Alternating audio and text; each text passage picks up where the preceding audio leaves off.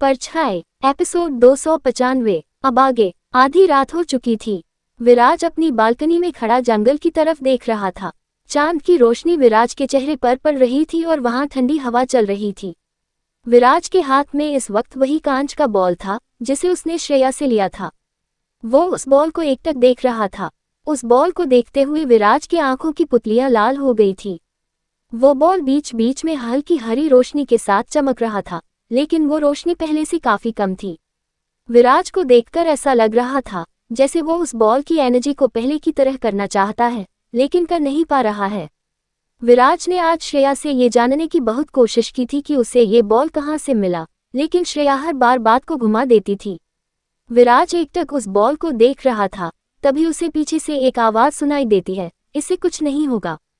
जिसने इसे सुप्त किया है वही इसे जागृत कर सकता है।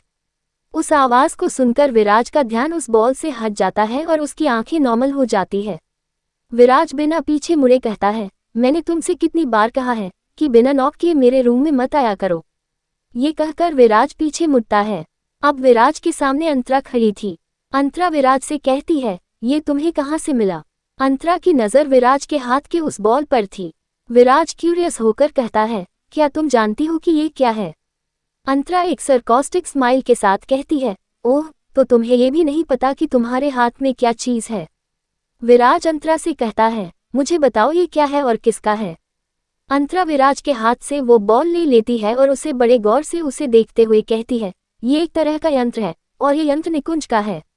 अंतरा का जवाब सुनकर विराज चौंक जाता है। उसे समझ नहीं आ रहा था कि निकुंज का यंत्र श्रेया के पास क्या कर रहा था।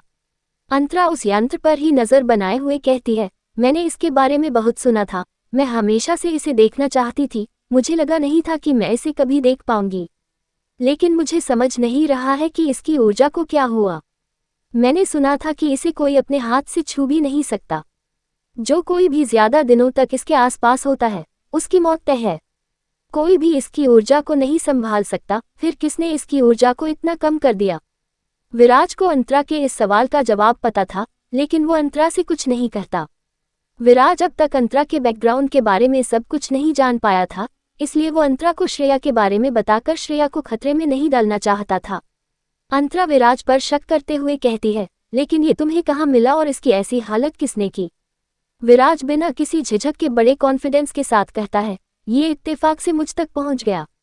क्या तुम जानती हो कि इसे रीएनर्जाइज कैसे किया जा सकता है? अंतरा जवाब देती है, ये एक यंत्र है और इसकी एक ऊर्जा है। शायद किसी बहुत पावरफुल इंसान ने इसकी ऊर्जा को डिस्टर्ब कर दिया है। अब जिसने इस यंत्र की ऐसी हालत की है वही इसे ठीक भी कर सकता है। विराज बिना कुछ कहे हाँ में अपना सर हिला देता है। वो अपने मन में कहता है, शायद श्रेया अपने पावर्स के बारे में ठीक से नहीं समझती है।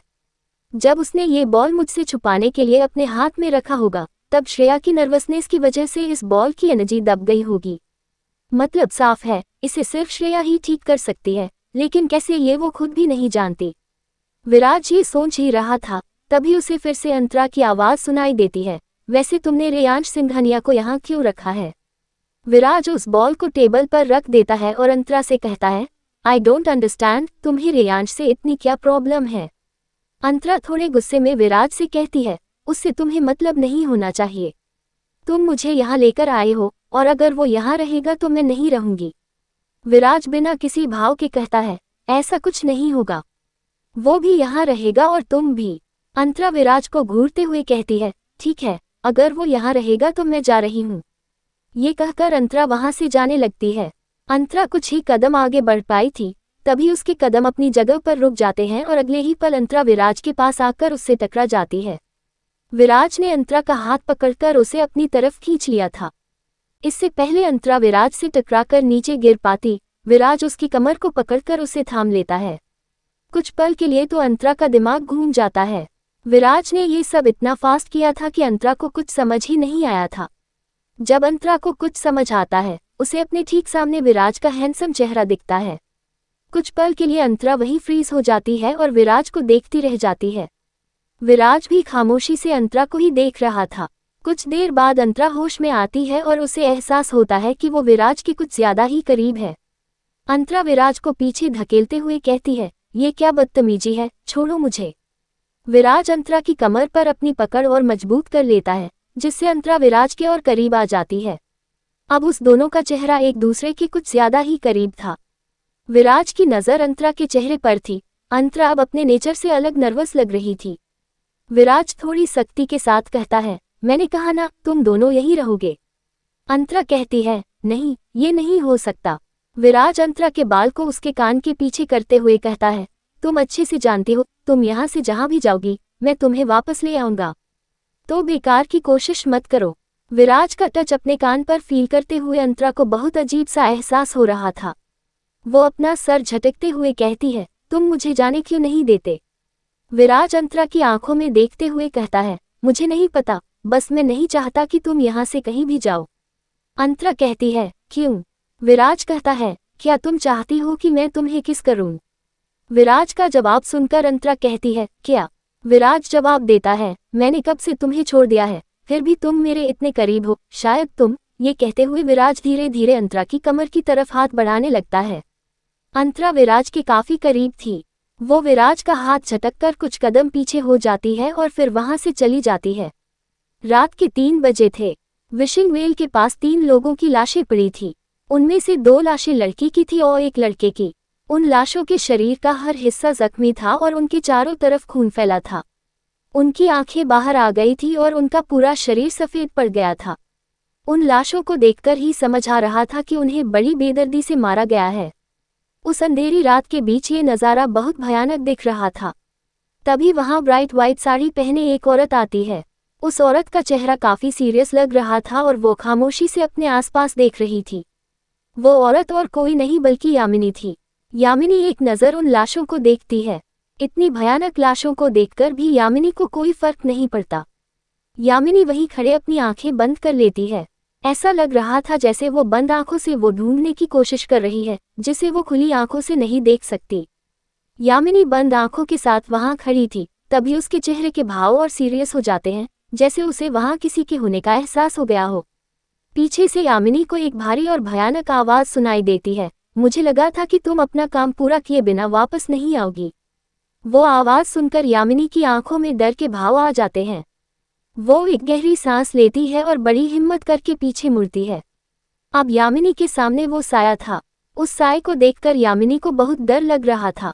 यामिनी अपने डर को कंट्रोल करते हुए कहती है, जिस बात का हमें डर था वो हो गया। वो सब अब एक साथ है। यामिनी की बात पूरी होते ही वहां बिल्कुल खामोशी छा जाती है। कुछ देर बाद उस साये से वही भयानक आवाज आती है, ये बुरा नहीं है, उनका साथ होना हमारे लिए अच्छी बात है। यामिनी को उस साये की बात समझ नहीं आती। वो पूछना चाहती थी कि उसके कहने का मतलब क्या है, लेकिन डर की वजह से पूछ नहीं पाती। वो साया अपनी जगह से हवा में मूव करने लगता है। वो साया चलते हुए कहता है, बस वो लड़की सिंघानिया मेंशन में उस तक पहुंच जाए, फिर वही होगा जो मैं चाहता था। अगली सुबह रेयांश ऑफिस जाने के लिए रेडी हो जाता है। आज उसकी आंखें थोड़ी लाल लग रही थी। उसे रात में ठीक से नींद नहीं आई थी। कुछ दिनों से रेयांश को श्रेया के साथ ही सोने की आदत हो गई थी। रेयांश रेडी होकर रूम से बाहर निकलने के दरवाज़ा खोलता है। जैसे ही रेयांश रूम का दरवाज़ा खोलता है उसे एक चीख की आवाज़ सुनाई देती है।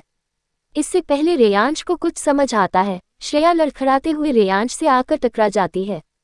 इससे रेयांश का भी बैलेंस बिगड़ जाता है और वो दोनों नीचे ज़मीन पर गिर जाते हैं। रेयांश इस वक्त ज़मीन पर गिरा था और श्रेया उसके ऊपर। श्रेया ने डर से रेयांश की शर्ट कसकर पकड़ लिया था और अपनी आंखें बंद कर ली थी। वहीं रेयांश अचानक हुई इस इंसिडेंट से चौंक गया था। अगले ही पल रेयांश के चेहरे पर एक स्माइल आ जाती है। अब वो लड़की रेयांश के करीब थी, जिसे वो कल से मिस कर रहा था। एपिसोड 296। अब आगे। श्रेया और रेयांश जमीन पर पड़े हुए थे। रेयांश नीचे था और श्रेया उसके ऊपर। श्रेया का सर रेयांश के सीने पर था। श्रेया अपना सर ऊपर करके रेयांश की तरफ देखती है। रेयांश नजरें झुकाए उसे ही देख रहा था। श्रेया चिढ़कर रेयांश से कहती है, ये आप क्या रखे रहे थे, मुझे चोट लग गई। रेयांश जवाब देता है, रियली, तुम्हें चोट लग गई? तुम मुझ पर गिरी हो और मैं जमीन पर। चोट मुझे लगनी चाहिए। श्रेया अपना मुंह बनाकर कहती है, लेकिन आपने वो दरवाज़ा खोला ना, इसलिए मैं गिर गई। रेयांश श्रेया को ताना मारते हुए कहता है, लोग नॉर्मली रूम से बाहर निकलने के लिए दरवाज़ा ही खोलते हैं। तुम मेरे दरवाजे पर क्या कर रही थी कि उसे खोलते ही मुझ पर गिर पड़ी? रेयांश का ये सवाल सुनकर श्रेया खामोश हो जाती है और रेयांश से नजरें चुराने लगती है। रेयांश श्रेया की आंखों में देखने लगता है। रेयांश फिर श्रेया से कहता है, मैं कुछ पूछ रहा हूँ। कुछ देर पहले श्रेया रेयांश के रूम के बाहर अपना कान लगाकर खड़ी थी। उसे रेयांश से कुछ पूछना था, लेकिन वो समझ नहीं पा रही थी कि कैसे पूछे। वो रेयांश का मूड चेक करने के लिए दरवाजे पर कान लगाकर कुछ सुनने की कोशिश कर रही थी। रेयांश का मूड जब भी खराब होता था, वो मोबाइल पर मनीष को डांटने लगता था। श्रेया बस यही चेक कर रही थी, तभी रेयांश ने रूम का दरवाजा खोल दिया और श्रेया अंदर आकर गिर गई। यही बातें श्रेया के दिमाग में चल रही थी। श्रेया को कुछ सोचते देख रेयांश अपना हाथ श्रेया के चेहरे के पास ले जाता है और उसकी नाक पर अपनी उंगली से धीरे से मारते हुए कहता है, क्या तुम्हें मैं मैट्रेस लग रहा हूँ? रेयांश का सवाल सुनकर श्रेया होश में आती है और ना में अपना सर हिला देती है। रेयांश आगे कहता है, तो मेरे ऊपर इतनी आराम से क्यों पड़ी हो? ये सुनकर श्रेया को होश आता है कि वो कब से रेयांश के ऊपर ही है। श्रेया फौरन हड़बड़ा कर उठ जाती है। रेयांश भी उठकर खड़ा हो जाता है और अपने कपड़े ठीक करने लगता है। रेयांश श्रेया से कहता है, अब बताओ, कुछ कहना था तुम्हें? श्रेया रेयांश से कुछ पूछना तो चाहती थी, लेकिन उसे समझ नहीं आ रहा था कि कैसे पूछे। कंफ्यूज होकर वो अपना हाथ अपने मुंह तक ले जाने लगती है। रेयांश समझ जाता है कि श्रेया अब क्या करने वाली है। रेयांश श्रेया का हाथ पकड़कर उसे रोकते हुए कहता है, क्या तुम नर्वस हो रही हो? श्रेया हाँ में अपना सर हिलाते हुए कहती है, नहीं तो मैं नर्वस क्यों होने लगी? ये देखकर रेयांश के चेहरे पर हल्की स्माइल आ जाती है। वो अपनी स्माइल छुपाते हुए कहता है, तो फिर से अपने नाखूनों पर क्यों अटैक करना चाहती हो? श्रेया अपना हाथ पीछे लेकर अपने बाल खुजाते हुए कहती है, वो मुझे आपसे कुछ पूछना था। रेयांश कहता है, पूछो। श्रेया एक नज़र रेयांश को देखती है और फिर अपने आसपास देखते हुए अपना गला साफ करने लगती है। वो फिर से एक नज़र रेयांश को देखती है, जो उसे ही देख रहा था। रेयांश की नज़रें देखकर श्रेया फौरन अपना चेहरा दूसरी तरफ कर लेती है और कुछ डीपली सोचने की एक्टिंग करने लगती है। रेयांश समझ रहा था कि श्रेया इस वक्त काफ़ी नर्वस है। वो थोड़ी नरमी के साथ कहता है, क्या बात है, तुम मुझसे कह सकती हो। श्रेया हिम्मत करके एक ही सांस में कह देती है, आप यहाँ क्यों आए हो? ये कहने के बाद श्रेया अपनी नज़रें उठाकर रेयांश को देखती है, जो कंफ्यूज होकर उसे ही देख रहा था। रेयांश कहता है, क्या मतलब? श्रेया बात को संभालते हुए कहती है, वो मैं कह रही थी कि विराज सर ने हमें यहाँ रहने के लिए कहा था। फिर आप यहाँ क्यों आ गए? रेयांश अपनी आंखें छोटी करके कहता है, क्या मुझे यहाँ नहीं आना चाहिए था? श्रेया घबराते हुए कहती है, नहीं, मैं ऐसा नहीं कह रही। मैं बस पूछ रही हूँ, आप यहाँ क्यों? श्रेया को इस तरह देखकर रेयांश के चेहरे पर एक डेविल स्माइल आ जाती है। वो श्रेया की तरफ धीरे धीरे बढ़ते हुए कहता है, क्या तुम्हें अच्छा नहीं लगा कि मैं यहाँ आ गया? रेयांश को अपनी तरफ आते देख श्रेया फिर से नर्वस होने लगती है और अपने कदम पीछे लेने लगती है। रेयांश अब श्रेया की तरफ बढ़ रहा था और श्रेया पीछे। श्रेया के दिल की धड़कन अब फिर से बढ़ रही थी। श्रेया पीछे जाते हुए दुखी होकर अपने मन में कहती है, मैंने विराज सर से कहा था कि मेरी तबीयत ठीक नहीं है। उन्होंने बिना ट्रीटमेंट के मुझे हॉस्पिटल से भेज दिया और फिर से मेरी तबीयत खराब हो रही है। अब मैं क्या करूं? यही सोचते हुए श्रेया एक टेबल से टकरा जाती है और वो पीछे नहीं जा पाती। अपने पीछे और स्पेस न पाकर श्रेया डर जाती है, क्योंकि रेयांश के कदम अभी भी आगे बढ़ रहे थे। रेयांश चलते हुए श्रेया के बिल्कुल पास आ जाता है और उसके कान के पास जाकर कहता है, मैं कुछ पूछ रहा हूँ, क्या मेरा आना तुम्हें अच्छा नहीं लगा? श्रेया रेयांश के वहां आने से बहुत खुश थी, लेकिन ये बात वो रेयांश से नहीं कह पा रही थी। फिलहाल उसे अपनी बढ़ी हुई धड़कनों के लिए कुछ करना था। श्रेया घबराते हुए अपने आसपास देखती है और फिर उसे वो बात याद आती है जो विराज ने उससे हॉस्पिटल में कहा था। उस बात को याद करके श्रेया के चेहरे पर हल्की स्माइल आ जाती है। रेयांश श्रेया के चेहरे को एकटक देख रहा था। श्रेया का चेहरा और उसकी नाक लाल हो गई थी। रेयांश और श्रेया इतने पास थे कि श्रेया रेयांश की सांसों को अपने चेहरे पर फील कर पा रही थी। रेयांश थोड़ा और आगे बढ़कर श्रेया से कुछ कहने ही वाला होता है, तभी उसे कुछ ठंडक और गीलेपन का एहसास होता है। श्रेया ने रेयांश के सर पर एक जार का पूरा पानी डाल दिया था। श्रेया ने ये इतना जल्दी किया था कि रेयांश को संभलने का मौका नहीं मिला था। रेयांश अब पूरी तरह भीग गया था, उसके बाल से अब पानी टपक रहा था। रेयांश हैरानी और नाराजगी के साथ श्रेया को देख रहा था। श्रेया क्यूरियस होकर रेयांश को देख रही थी। रेयांश को देखते हुए अब श्रेया को डर लग रहा था।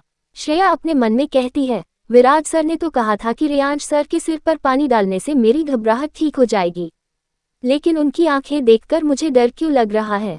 श्रेया एक फेक स्माइल के साथ रेयांश से कहती है, अब आपको कैसा लग रहा है?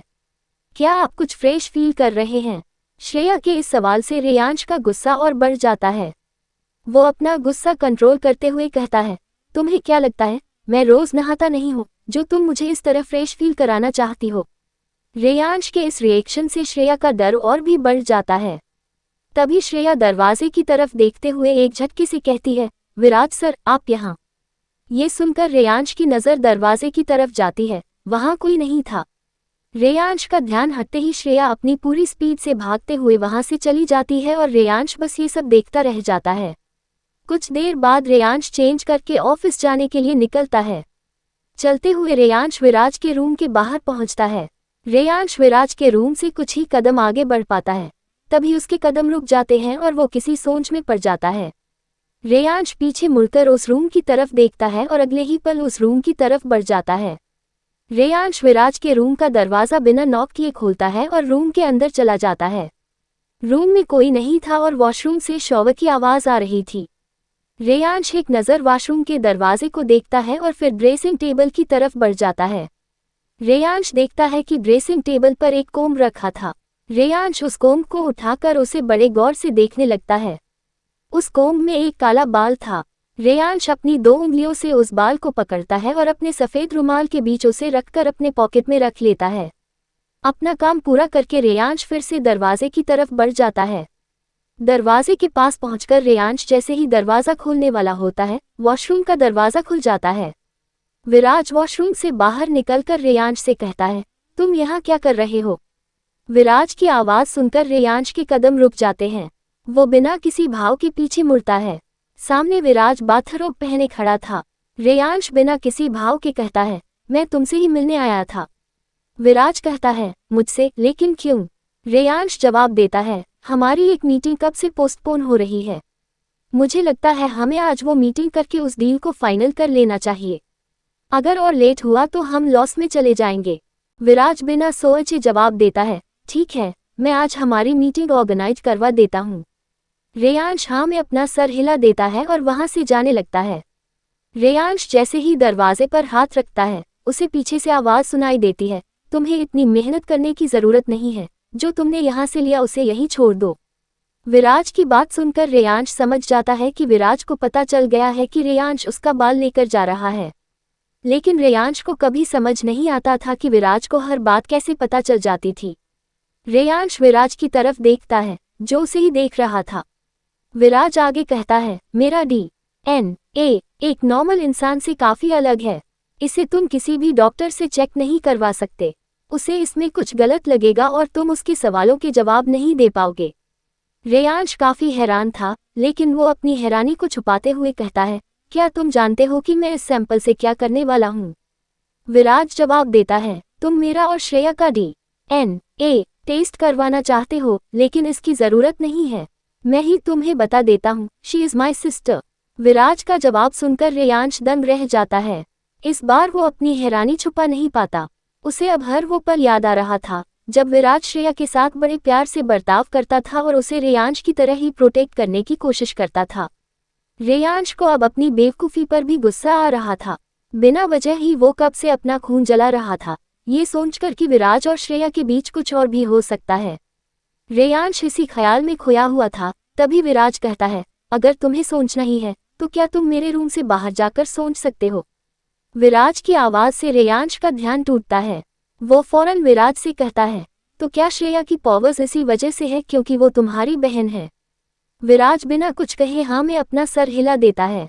रेयांश आगे कहता है, और वो साया और निकुंज? विराज सीरियस होकर कहता है, हाँ, वो सब श्रेया के पीछे इसलिए पड़े हैं क्योंकि वो मॉम डैड की औलाद है। उसके पास मॉम डैड के बहुत से पावर्स हैं, लेकिन श्रेया उन्हें इस्तेमाल करना नहीं जानती। रेयांश आगे कहता है, क्या श्रेया ये बात जानती है? विराज जवाब देते हुए कहता है, अब तक नहीं। रेयांश फिर से किसी सोच में डूब जाता है। ये देखकर विराज को कुछ याद आता है और वो आगे बढ़कर रेयांश के सामने जाकर खड़ा हो जाता है। रेयांश विराज की आंखों में नाराजगी और वार्निंग साफ देख पा रहा था। विराज रेयांश की आंखों में देखते हुए कहता है, अब तुम एक बात अच्छे से समझ लो, श्रेया कोई मामूली लड़की नहीं है।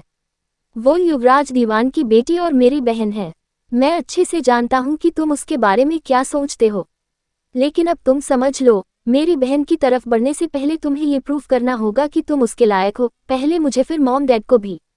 और अगर तुम ऐसा नहीं कर पाए तो खामोशी से यहाँ से चले जाना, वरना तुम्हारे साथ क्या होगा ये तुम समझ भी नहीं पाओगे। रेयांश हैरानी से विराज को ही देख रहा था। रेयांश को समझ नहीं आ रहा था कि इस सिचुएशन में वो कैसे रिएक्ट करे। आगे की स्टोरी अगले एपिसोड में।